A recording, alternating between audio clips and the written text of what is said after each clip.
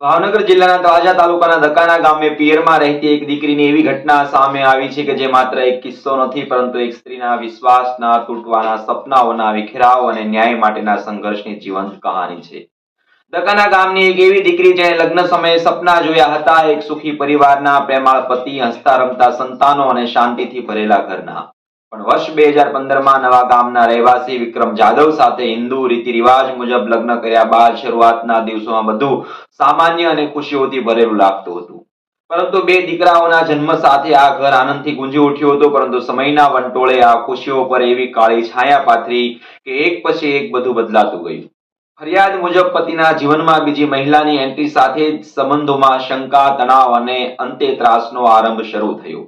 જે માણસ જીવનસાથી તરીકે સાથ આપવાનો હતો, એ જ માણસ ધીમે ધીમે દુઃખ અને પીડાનો કારણ બનતો ગયો. અને આ દીકરીએ જ્યારે પતિને પ્રશ્ન પૂછે ત્યારે જવાબમાં સમજણ નહીં, પરંતુ ગાળો, અપમાન અને મારપીટ મળતી હતી. જે ઘર ક્યારેય સુરક્ષાનું સ્થાન હતું, એ જ ઘર હવે ડર અને અસહ્ય પીડાનું કેન્દ્ર બની ગયું છે. સાસુ અને અન્ય સાસરિયાના તરફથી પણ તેમને ત્રાસ વધતો ગયો. વાળ ખેંચવા, અપમાનિત કરવી, ધમકીઓ આપવીને આ બધું રોજિંદી જિંદગીનો આ એક ભાગ બની ગયું. પરંતુ એક માતાનું હૃદય સહન કરવાથી હદથી પણ આગળ જઈ શકે છે. પોતાના બે નાનકડા દીકરાઓના ભવિષ્ય માટે આ મહિલા બધું સહન કરતી રહી, પરંતુ દરેક રાત્રે આંખોમાં આંસુ લઈને પણ આશા રાખતી હતી કે કાલે કદાચ કંઈ બદલાશે. પરંતુ જ્યારે પીડા હદ વટાવી જાય ત્યારે સહન શક્તિ પણ તૂટી પડે છે. ફરિયાદી મુજબ એક દિવસ એવો આવ્યો કે મહિલા સાથે મારપીટ કરીને ઘરની બહાર કાઢી મૂકવામાં આવી. જીવથી મારી નાખવાની ધમકીઓ વચ્ચે એક સ્ત્રીએ પોતાનું જ ઘર છોડવું પડ્યું, અને એ પળે માત્ર એક પત્ની સાથે નહીં, પરંતુ માતા અને એક સ્ત્રી સંપૂર્ણ રીતે તૂટી પડી છે.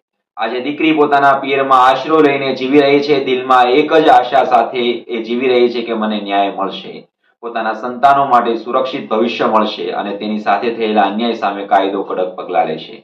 આ કેસ માત્ર એક મહિલાની પીડા નથી, પરંતુ સમાજ માટે એક મોટો સવાલ છે કે શું આજે પણ સ્ત્રીને આ રીતે સહન કરવું પડશે?